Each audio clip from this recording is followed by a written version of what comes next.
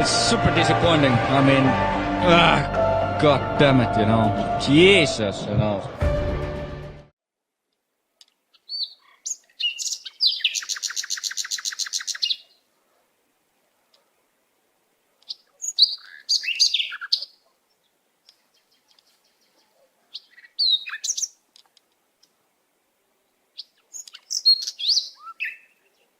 Finland is generally very excited about motor racing. You know, we have many champions in rally in Finland. We have 3 or 4 world champions in Formula One.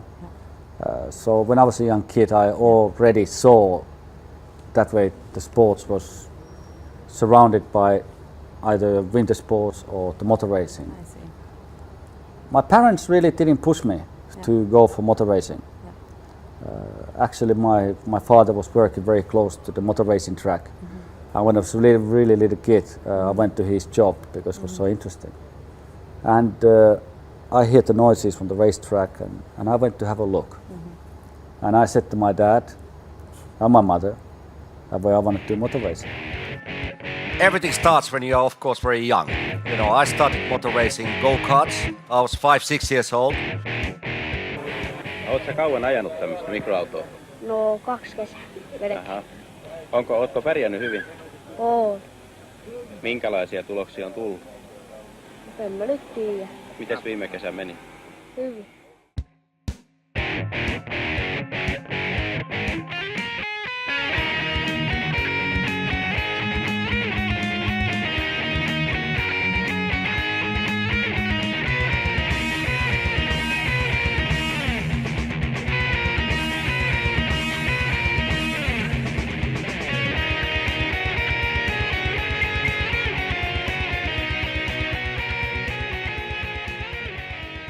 So it was quite easy to found this mentality how to get successful.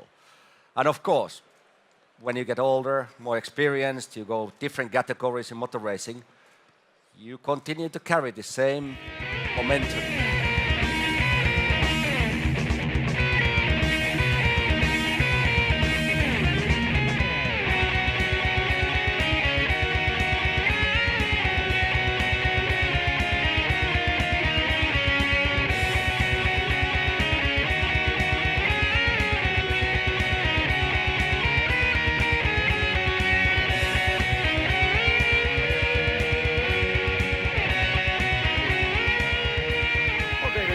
Doubt that Senna is the star of today, but if you're looking for the stars of tomorrow, you might want to look back here in the 7th row. 22-year-old Mika Häkkinen, qualifying in the Lotus, did a wonderful job this weekend. Last year, he was the Formula 3 British champion. This year, in his first start, he's showing just how well he can do. This is his first start as a driver. Oh, he got a crash on the backstretch. Is that Top Queenie? And it looks like perhaps the AG... no, it's the Lotus. That's Mika Häkkinen in his first Formula 1 start. Oh, what a tough break. Mika Häkkinen has got my choice of the John Alesi of 1991. He is very young, 22. Only done 2 forms of racing before, the Vauxhall Opel in Europe and English Formula 3. Champion at both. Kalusto, kuinka luotettava se on tähän kisaan? Mä uskon, että se on... Nyt. Mä uskon, että siihen voi todella luottaa, että se voi vetää täysillä. Mun penkki on semmonen, että siinä voi istua hyvin ja siitä oikein pystyy niinku painaa jokaisen kierron consistency, eli tälleen tasaisesti samaan aikaa. Ja sillä tavalla me saadaan tulosta, että mä ajan tasaisesti kovaa ja ohittelee siinä samalla muita, niin eiköhän siinä rupea sijoituskin paranee. Sinulla on oikeastaan pelkästään hyviä muistoja täältä Imolasta. Voitit Formula 3-kilpailu viime vuonna. Toivotaan, että hyvät muistot jatkuvat, vai mitä? Kyllä, varmasti. Onnea kisaan. Kiitos, Matti. Mitä? Viidentenä! Onko 7 jäänyt rada? Van de Poel keskeytti. Polttoaine loppunut, viimeinen kierros. Polttoaine loppunut, sen me tiedämme takuu varmasti. Lamborghini on tunnetusti janosin moottori tässä hommassa ja se oli Mikan onni. Mikä on 5. Ei ole totta, aivan uskomaton suoritus.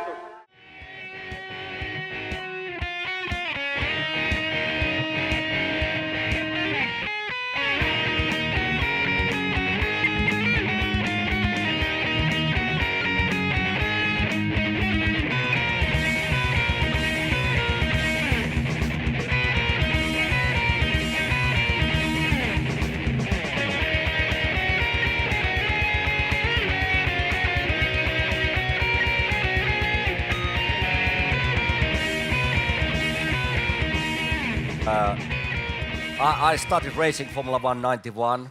I joined the McLaren team 93, where Arto Senna was racing. And those years, 91, 92, and earlier in my career, I thought, I know everything. I'm the best. I'm the most talented. Nobody cannot beat me. And which is great. It's a good feeling. But that day when I realized, oh my God, I have so much to learn, was the day when I was sitting in a racing car next to Arto Senna.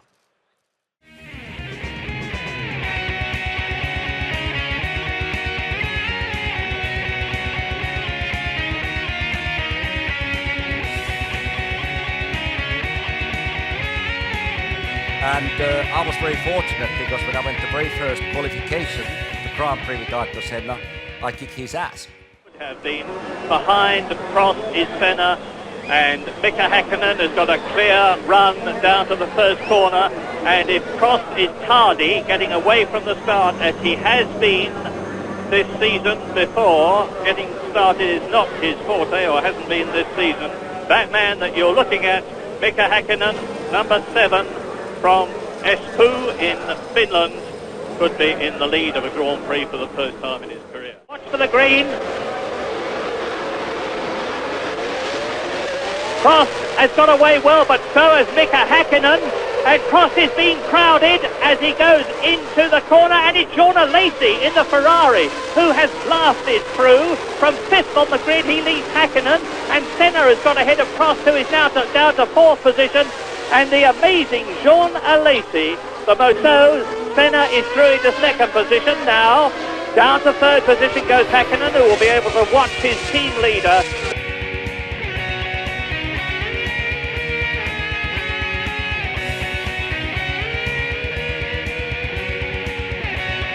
Up and passes to Cesaris, and that's Häkkinen. Mika Häkkinen, that is exactly to the inch where and how Senna went off this morning. And that means to say, of course, that both McLarens are out. Happily, Mika Häkkinen is perfectly all right.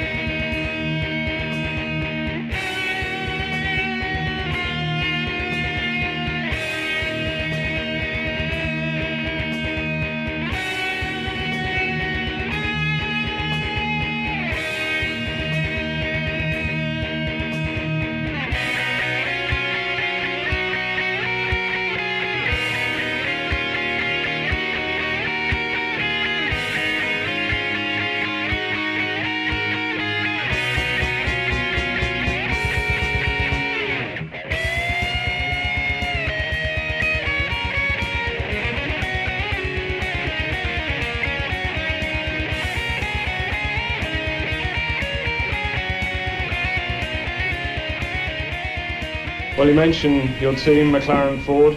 This is today their 103rd victory, which equals Ferrari's record, and I'm sure you must feel very proud to be part of that.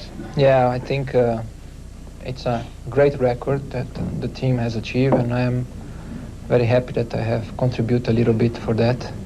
At the same time that Mika has done extremely well, and for the team to be 1 and 3rd, 1st and 3rd here, it's a tremendous result. And I think it's a very good start for him and a very good way to finish for me. Your first visit to the podium in your career, second race in McLaren this year, you must be on a high. Yeah, it feels good. It feels really nice, you know. But it's only a few minutes now from the race, and a lot of things going in your mind. What point? Still, I'm not going to tell you what happened in a race. And at the moment it just feels good.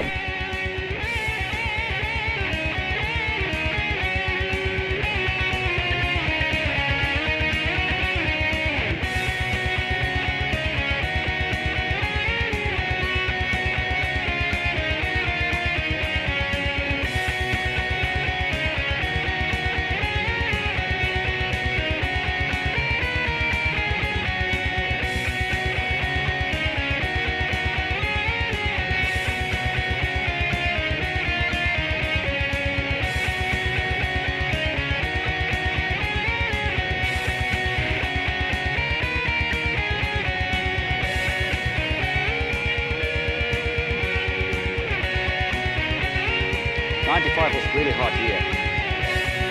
Mercedes had a high expectations for the results. Car didn't work really well in 95. Also what happened with Nigel Mansell, he arrived to the team but didn't last too long. Very difficult year. And then the accident. I mean, wow. There was a tire explosion, and of course it was in a most horrible corner where the speed is really high.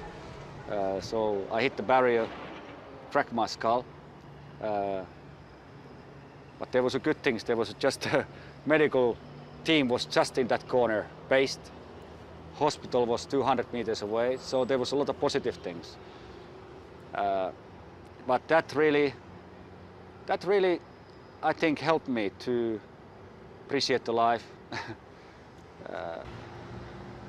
Well, when I lost the control, I remember when I lost the control.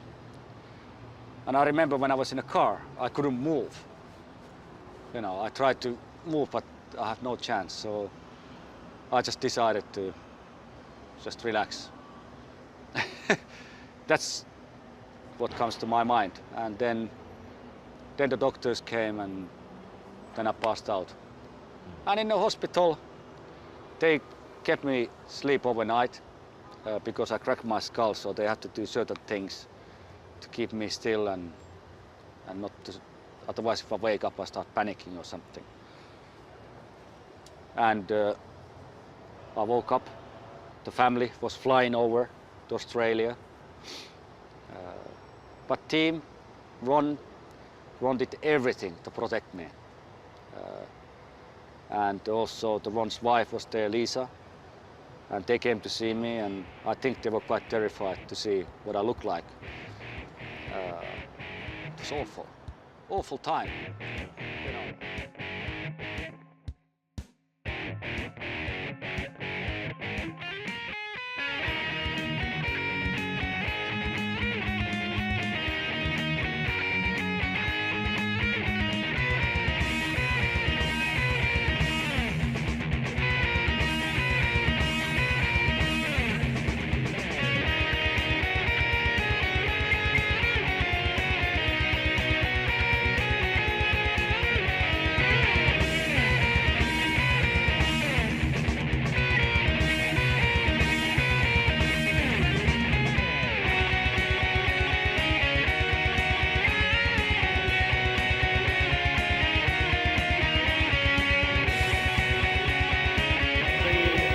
To the pit comes Mika Häkkinen, and he's coming in from 11th position.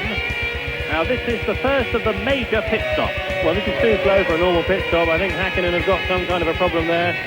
Looks like he's not happy with the car. Could it be engine?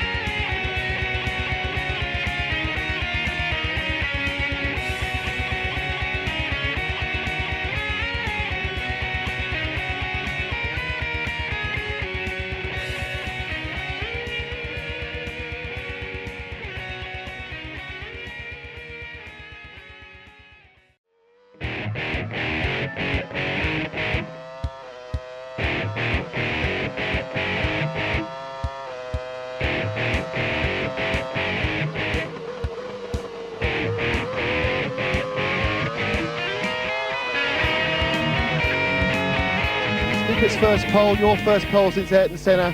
It's really coming together for the Mercedes McLaren team now. Yeah, I might not look it, but I'm delighted. But you don't get any points for being on pole. It's all about tomorrow. It's a It's difficult to overtake on any Grand Prix circuit now, so it's the best place to be, and I think he's going to do a very good job. Hope it all hangs together for him. It's his birthday tomorrow. I can't think of a better present. Are you worried about reliability tomorrow? Not really. Not really. As you know, Mario Ilien and Ilmo Mercedes has done a lot of work. The only time what we really had left was 1 week, but they have done extremely lot of work to study the problems what we had in A1. And I think they have understood some of the problems. But yes, I mean, it's no point to me to go to race tomorrow with the attitude I have a worry, some kind of technical problem. If it comes, it comes. If it doesn't come, great. Mika, well done.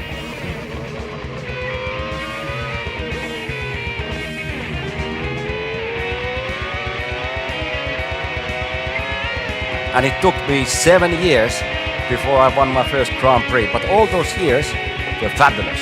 I never look back and say, oh my God, it was awful.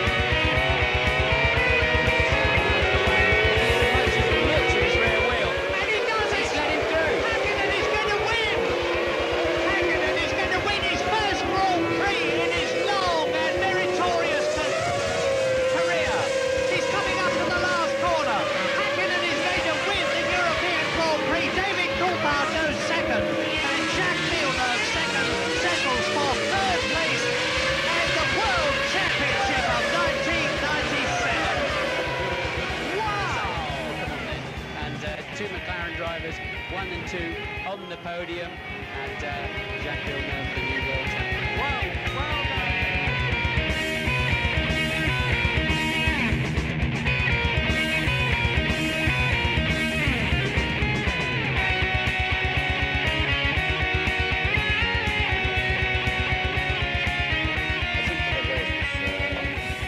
Interesting from start to finish, for me anyway. I think I lost some time in behind the track in the start of the race, and I obviously wanted to go quicker, but it was again would be far too risky to try to make any maneuver to try to overtake him, because obviously he's fighting from the not anymore from the championship. So I decided to more or less stay behind him, and yeah, I would say coming to the last couple of laps, it was pretty incredible. It was one of the Jordans front of us, and Jack was there, and obviously David was front of me, and I would say it was, from my side, it was fantastic. At what point during the race did you suddenly think, well, maybe I can win this race today? I never would think that way. I never would win. Always in my mind. So literally in the last lap, you suddenly had the opportunity. Yeah, I think I had opportunity, and end of the day, I don't know exactly what happened, but a strange place to overtake David. But it was for my benefit. It was fantastic.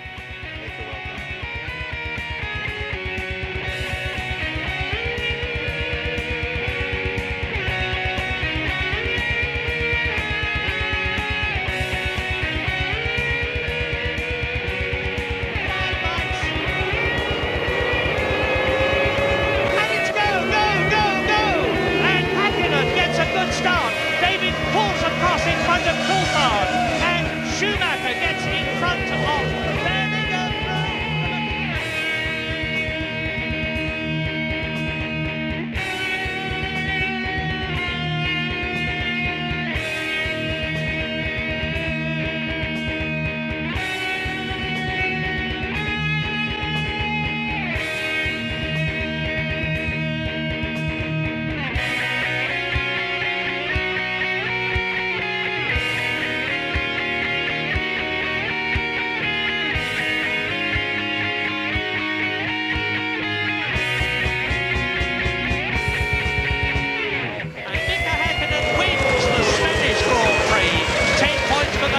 For Mercedes, and Paul now has extended his World Championship lead over his teammate David Coulthard to 7 points.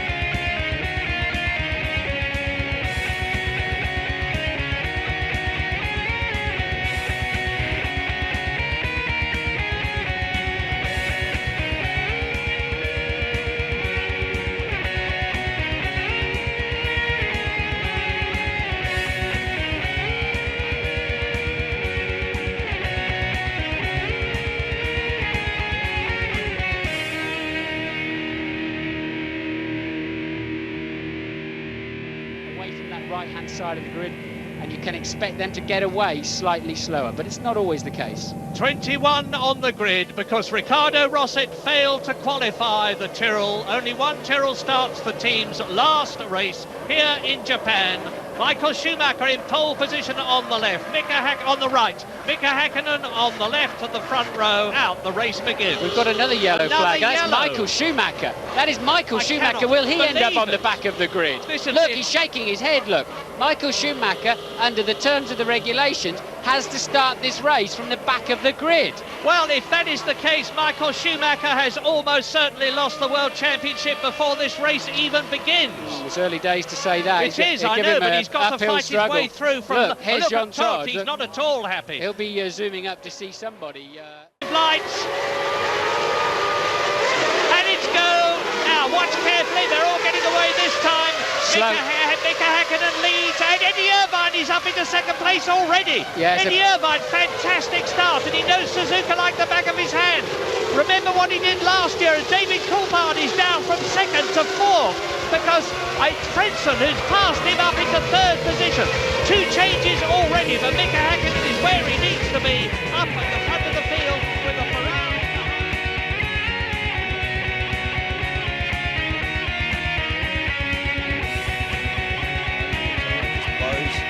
Whether that's he may have run over a bit of debris from the Japanese crash. I mean, to give Goodyear their dues, probably that's more likely what would have happened.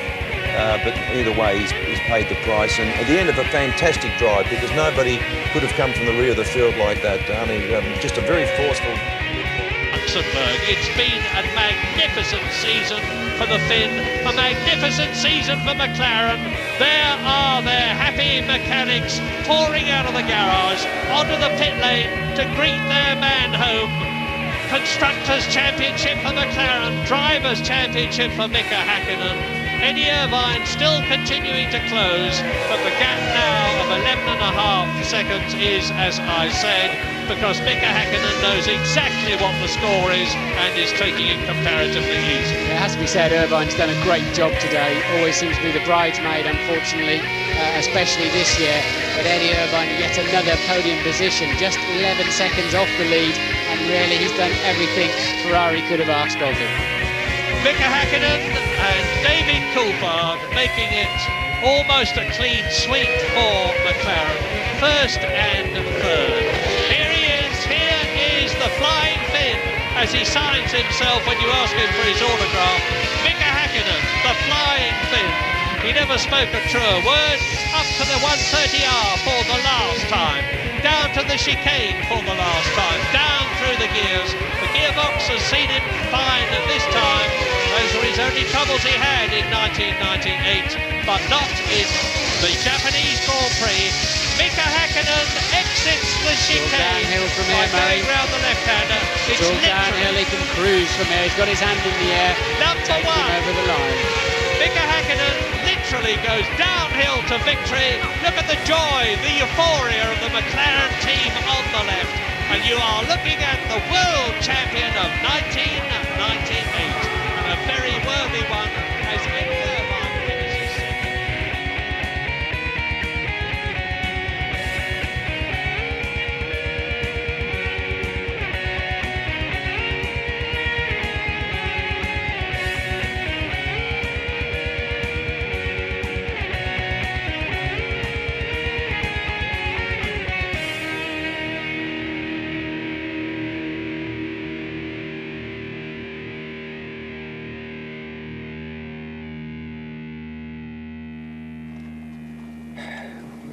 Since starting Formula 1 1991, it has been a fight every year, trying to maximize the result personally and always for the team. And now with West McLaren Mercedes driving since '93, I've been continuing that effort to win races and to be a world champion. It took a while. It took quite a long time.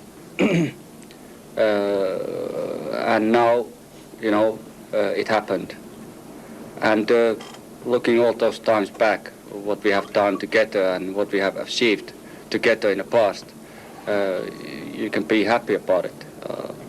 without those hard working hours for the people in the factory, for the designers, for the marketing, for the partners to the team, we still wouldn't be winners. But because there has been such a hard work for everybody, here we are. We won the championship.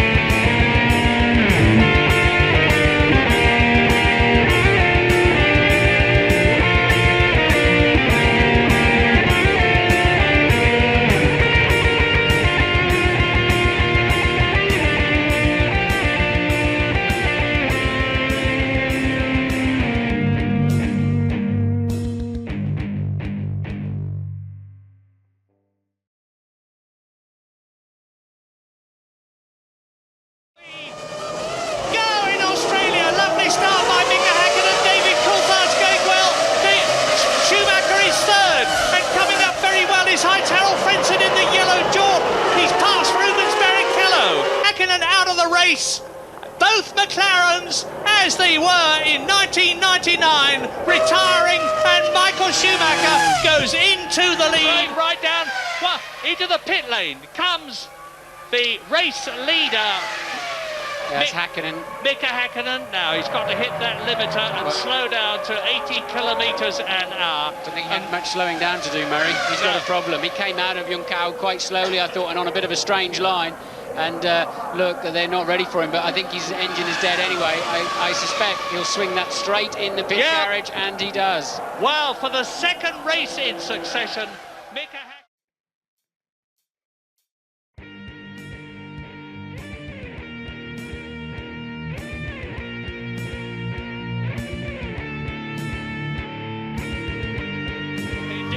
especially Mika, the quiet, unflappable, pragmatic Mika Häkkinen, 17 seconds ahead of David Coulthard.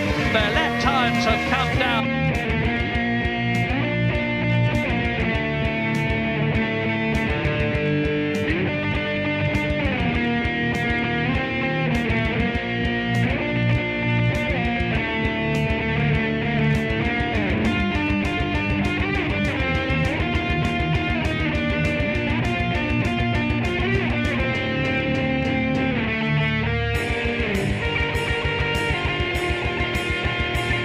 Corner now comes Mika Häkkinen crossing the line, and it is victory for Häkkinen, McLaren and Mercedes in Spain.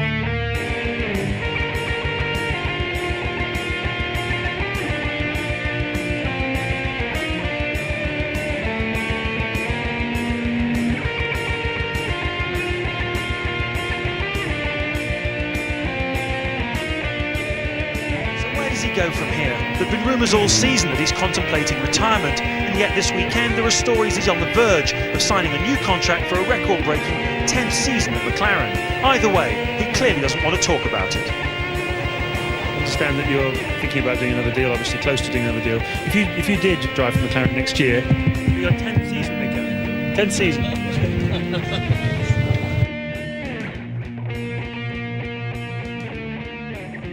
So in 2001 in Monaco Grand Prix,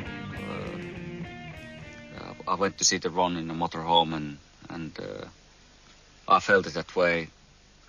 I want to stop basically, and when I went to see him, Ron was really good. You know, he came me to idea that way. Mika, don't make quick decision. Think about it, and why don't we do this way? Have a 1 year off, and come back to me later on 2002 and tell me what you want to do then. You know, for some people it can be very difficult to motivate yourself if you know about what you planning to do. But I had races what I wanted to win, and it was definitely a Silverstone, and it was definitely Indianapolis. So I went to these Grand Prix with maximum confidence, of course. And I won them. I won both of these Grand Prix, and I cannot really explain it, why it happened and how I was able to do it. It just happened. And that definitely, those two Grand Prix made me even stronger and making me even feel more comfortable about my decision. Then it came 2002, Monaco Grand Prix, and I went to see Ron and said, I do like to complete retirement, and I was very grateful to him. He gave me that opportunity to think about it, and now it was the time to retire. And I would say the decision was more about, you know, the time I want to spend with the family to see the Hugo growing spend time with my wife, and I simply also I didn't want to hurt myself. I've been so much through in my career in Formula One, particularly in '95. So I did achieve so much. I thought it's not worth it anymore to push your luck further.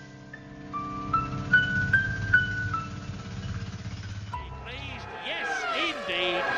Clap, clap, clap. Well done, Mika. And there's Rubens sitting disconsolately with his back to the pit wall. And Mika even stops the car. He's so pleased with himself. Yes, his 20th Grand Prix victory, well earned. We said at the beginning, would he use that anger and frustration at losing a line on the grid in a positive way, or would he trip over somebody through anger into the first corner? Well, we now know the answer. So a stirring victory.